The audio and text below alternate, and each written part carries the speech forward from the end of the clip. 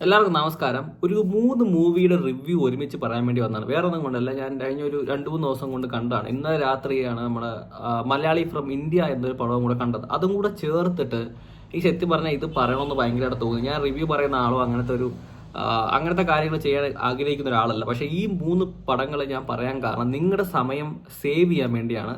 നമ്മുടെയൊക്കെ സമയം ഭയങ്കര വാല്യുബിൾ ആയിട്ടുള്ള കാര്യമാണ്. അപ്പം ആ സമയത്ത് ഈ 3 മൂവിയിൽ ഏകദേശം ഒരു 3-4-5 മണിക്കൂർ നമ്മുടെ ജീവിതത്തിൽ നഷ്ടപ്പെടാതിരിക്കാൻ വേണ്ടി പറയുന്നതാണ്.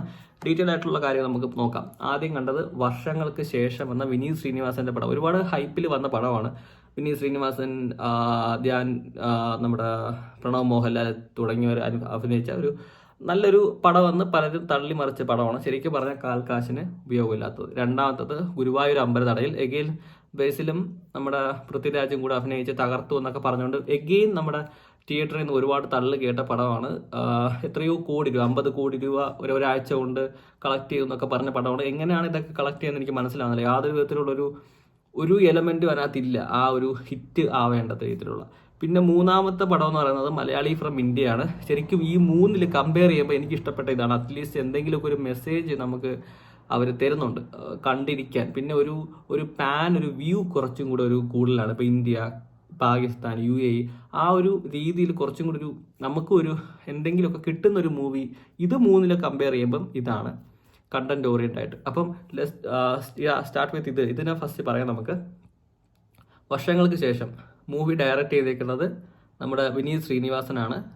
മൂവി തുടങ്ങുന്നത് തൊട്ട് അവസാനിക്കുന്നത് വരെ എന്താ പറയുക, ഒരു ചേഞ്ച് ഇല്ല. നമുക്ക് ഒരു പടം എന്ന് പറയുന്നത്, ഒരു മൂവി എന്ന് പറയുന്നത്, അവർ ആ 2-3 മണിക്കൂർ എന്ന് പറയുന്നത് നമ്മൾ അതിലേക്ക് അങ്ങ് ഭയങ്കരമായിട്ട് നമ്മളെ അതിലേക്ക് അങ്ങ് സ്വാധീനിക്കും. അല്ലെങ്കിൽ ഒരു കാന്തകത്തിൻ്റെ ഒരു ആകർഷണ വലയത്തിൽ നമ്മൾ ഈ മെറ്റലിൽ പോകുന്നത് കണക്ക് നമ്മുടെ ആ ഒരു സർക്കിളിൽ, അല്ലെങ്കിൽ ആ ഒരു വിഷയത്തിൽ, അല്ലെങ്കിൽ ആ ഒരു മൂവിയുടെ ആ ഒരു സീനിൽ നമ്മളെ അങ്ങ് ചേർക്കും. അല്ലെങ്കിൽ ആ ഒരു കണ്ടന്റിൽ നമ്മളങ്ങ് അലിഞ്ഞു ചേരും. നമ്മൾ അത് കാണുന്നു, അല്ലെങ്കിൽ അതിനൂടെ ജീവിക്കുന്നു എന്നൊക്കെ ഒരു തോന്നലുണ്ടാവും. ഇപ്പം മഞ്ഞുമൽ ബോയ്സ്, അല്ലെങ്കിൽ ഈ അടുത്തിറങ്ങിയ നമ്മുടെ ആവേശം എന്നൊക്കെ പറയുമ്പോൾ നമുക്ക് ഒരുപാട് കണക്ട് ചെയ്യാനും നമുക്ക് എന്താ പറയുക ഭയങ്കര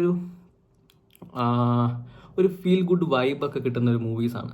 പക്ഷേ ഈ മൂവിയുടെ പ്രത്യേകത എന്ന് പറയുന്നത് അതിലുള്ള ക്യാരക്ടേഴ്സോ അതിലുള്ള സോങ്സോ അല്ലെങ്കിൽ അതിലുള്ള സീൻസോ അല്ലെങ്കിൽ അതിൻ്റെ ഒരു ഓവറാൾ കണ്ടന്റോ നമുക്ക് യാതൊരു വിധത്തിലുള്ള അട്രാക്ഷനോ അല്ലെങ്കിൽ നമുക്കൊരു ഇമോഷണൽ കണക്ഷനോ ഒന്നും തരത്തില്ല. ജസ്റ്റ് ഒരു സോ കാൾഡ് ഡ്രാമ എന്നൊക്കെ പറയുന്ന പോലെ സിനിമയ്ക്ക് വേണ്ടി ഉണ്ടാക്കിയ ഒരു സിനിമ പോലെ തോന്നും. അതിൽ ഏറ്റവും എടുത്തു പറയേണ്ട അഭിനയം എന്ന് പറയുന്നത് നിവിൻ പോളിയുടെയാണ്. ഒരു 7-8 പടം ഒരാളുടെ പൊട്ടി എന്ന് പറഞ്ഞ ഒരു നിലയിൽ അദ്ദേഹത്തിന് ഇത്രയും ഇനി സെൽഫ് ട്രോളാൻ എന്നെ ട്രോളാൻ ഇനി വേറെ ആരും വേണ്ട എന്ന രീതിയിൽ സെൽഫ് ട്രോള് ചെയ്ത് നശിപ്പിച്ച് ഒരു സൂപ്പർ സ്റ്റാർ പദവിയിലേക്ക് ഒരു പക്ഷേ എത്തേണ്ട ഒരു മനുഷ്യനെ എങ്ങും എത്താത്ത രീതിയിൽ എത്തിക്കാവുന്ന രീതിയിൽ അദ്ദേഹത്തിനെ നശിപ്പിച്ച് ഇട്ട ഒരു പടമായിട്ടാണ് തോന്നുന്നത്. കാരണം ബോഡി ഷേമിങ്ങിനെ പറ്റി ഒരുപാട് കാര്യങ്ങൾ അനാവശ്യമായിട്ട് ഒരേ ലാംഗ്വേജ് ശരിക്കും പറഞ്ഞാൽ ഒരു അനാവശ്യമായി ചെയ്ത ഒരു കാര്യമായിട്ടാണ് എനിക്ക് തോന്നിയത്. സോ ഓവറാൾ നോക്കിയാൽ അതിൻ്റെ ക്ലൈമാക്സ് തന്നെ എടുത്ത് നോക്കി കഴിഞ്ഞാൽ മേക്കപ്പിനെ പറ്റി എനിക്കൊന്നും പറയാനില്ല. എനിക്കൊന്ന് ഇത്രയും ആർട്ടിഫിഷ്യലായിട്ട് ഒരു മേക്കപ്പ് ചെയ്യാൻ ഒരാൾക്ക് കഴിയുമോ എന്ന് നമുക്ക് സംശയമാണ്. യാതൊരു വിധത്തിലുള്ള ചേഞ്ചും ഇല്ല ഒരാൾക്ക്.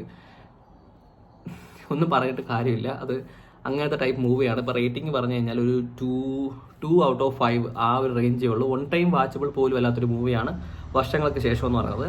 രണ്ടാമതെന്ന് പറയുന്നത് ഗുരുവായൂർ അമ്പലനടയിലാണ്. ഇപ്പം പൃഥ്വിരാജും ബേസിലൊക്കെ വന്നു കഴിഞ്ഞാൽ ഒരുപാട് രീതിയിലുള്ള, അപ്പോൾ 2 നല്ല ബ്രില്യൻറ്റ് ആക്ടേഴ്സും ബ്രില്യൻറ്റ് ഡയറക്ടേഴ്സൊക്കെ ആയതുകൊണ്ട് നമ്മൾ ഒരുപാട് പ്രതീക്ഷിച്ചു വന്നപ്പം. പക്ഷേ ക്യാരക്ടർ പ്ലേസിങ്ങും ഒക്കെ ഒട്ടും അങ്ങ് സിങ്ക് ആവാത്ത രീതിയിലായിരുന്നു. ഇപ്പം വിമല രാമൻ പിന്നെ നമ്മുടെ അനശ്വര രാജനൊക്കെ ശരിക്കും പറഞ്ഞാൽ ക്യാരക്ടറിന് ഒട്ടും നീതി പുലർത്താത്ത രീതിയിലുള്ളൊരു അഭിനയമായിട്ടാണ് തോന്നിയത്. പ്രത്യേകിച്ച് എടുത്തു പറയാമെന്ന് വെച്ച് കഴിഞ്ഞാൽ എൻ്റെ ക്ലൈമാക്സിൽ ഒരാവശ്യവും ഇല്ലാതെ വൈഡ് ആംഗിളിൽ ഏറ്റവും അവസാനം നിന്ന കുറേ അങ്കിളുമാരെ പിടിച്ച് വില്ലനാക്കി കൊണ്ടുവരുന്ന ഒരു സസ്പെൻസ് എന്നല്ല പറയേണ്ട, ഒരു നശിപ്പിച്ചൊരു പടം എന്നാണ് പറയാൻ പറ്റത്തുള്ളൂ. അതുമല്ല, അതിൻ്റെ ക്ലൈമാക്സിൽ നന്ദനം കണക്കൊരു ക്ലാസിക് മൂവിയിൽ ഞാൻ മാത്രമേ കണ്ടുള്ളൂ എന്ന് പറഞ്ഞ ഡയലോഗ് പിന്നും പൃഥ്വിരാജ് എടുത്തിട്ട് ഒരു അനാവശ്യമായ രീതി, ഒരു ക്ലാസിക് മൂവീസിനെ അങ്ങനെ നിർത്തുന്നത് നല്ലത്. അല്ലെങ്കിൽ അതിനെടുത്തു കഴിഞ്ഞാൽ ആ എൻ്റെയർ പടത്തിനെ നശിപ്പിക്കും. അല്ലെങ്കിൽ അത്രയ്ക്ക് ആ ഒരു അവിടെ അത് ചേർന്നില്ല എന്നുണ്ടെങ്കിൽ ആ ഒരു അവസ്ഥയാണ് ശരിക്കും ഈ ഗുരുവായൂർ അമ്പലനടയിൽ പ്രശ്നപ്പെട്ടത്. പിന്നെ ഒരു ഔട്ട്ഡേറ്റഡ് ആയിട്ടുള്ള കോമഡീസ് ശരിക്കും ഒന്നും വർക്കൗട്ട് ആയിട്ടില്ല. പൃഥ്വിരാജ് ശരിക്കും പറഞ്ഞാൽ ഒന്നും കൂടെ ഒന്ന് സെലക്റ്റീവ് ആവേണ്ടിയിരിക്കുന്നു ഇത്തരം ക്യാരക്ടറൊക്കെ എടുക്കുമ്പം എന്ന് തോന്നുന്നു. കാരണം ഒരു ഓൾഡ് ഏജ് ഒരു കോമഡി, ഒരു ടിപ്പിക്കൽ ഒരു ഒരിക്കലും വർക്കൗട്ട് ആവാത്ത ഒരു കഥയൊക്കെ എടുത്തുകൊണ്ടാണ് വന്നത്.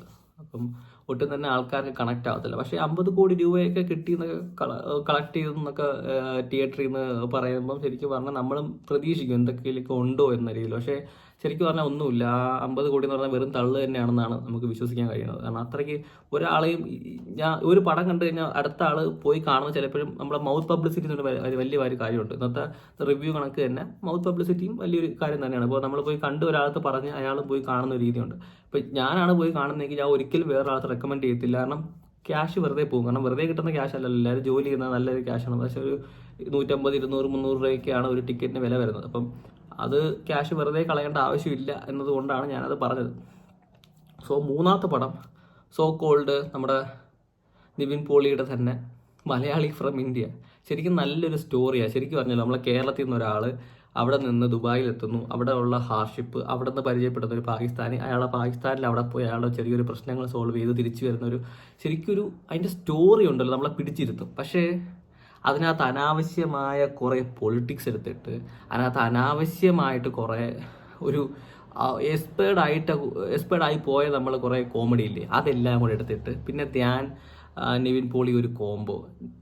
നിവിൻ പോളി കോംബോ എന്ന് പറയുമ്പോൾ 2 കൊമേഡിയൻസ് വന്നിട്ട് പോലും ഒരു എന്താ പറയുക ഒട്ടും സിങ്ക് ആവാതെ ഒരു 2 പേർക്ക് ആക്ട് അല്ലാത്ത ഒരു സിറ്റുവേഷനും ക്യാരക്ടറും സ്റ്റോറിയൊക്കെയാണ് അവർക്ക് പറ്റിയത്. വല്ല ഈ ലവ് ആക്ഷൻ ഡ്രാമ കണക്ക് ഒരു ടിപ്പിക്കൽ അറിയാലോ, ഒരു അലംബീസ് ടീംസ്. ഇതൊക്കെ ശരിക്കും പറഞ്ഞാൽ കുറച്ചും കൂടെ ക്യാരക്ടർ ഓറിയൻറ്റഡ് ആണ്, ഒരുപാട് ഡെപ്ത് ഉള്ള ഒരു ക്യാരക്ടറാണ്. ഇപ്പോൾ ഫഹദ് ഫാസിലോ അങ്ങനത്തെ ഒരാളായിരുന്നെങ്കിൽ ഇതിൽ അഭിനയിച്ചിരുന്നെങ്കിൽ ശരിക്കും പറയാം, ഫഹദ് ഫാസിലായിരുന്നു ഈ മലയാളി ഫ്രം ഇന്ത്യ എന്നൊരു പടത്തിൽ അഭിനയിച്ചിരുന്നെങ്കിൽ ഈ പടത്തിൻ്റെ ഒരു ലെവലേ വേറെ ആയിരുന്നു. കാരണം അത്രയ്ക്ക് രീതിയിൽ നമുക്ക് കാണാമായിരുന്നു അതിനൊരു ട്രാൻസ്ഫോർമേഷൻ. കേരളത്തിൽ അലമ്പി നടക്കുന്ന ഒരാൾ, അയാൾക്ക് കുറച്ചും കൂടെ ഒരു മെച്യൂരിറ്റി, ഒരു ജോലി തേടി ദുബായിലെത്തുന്നു. അവിടെ അയാൾ അനുഭവിക്കുന്ന കാര്യങ്ങൾ, അയാളുടെ ഒരു മെച്യൂരിറ്റി ലെവൽ എത്തുന്നു. അയാളെ സഹായിക്കുന്ന പാകിസ്ഥാനി, ആ പാകിസ്ഥാനി സഹായിക്കാൻ വേണ്ടി പാകിസ്ഥാനിൽ പോകുന്ന കഥ.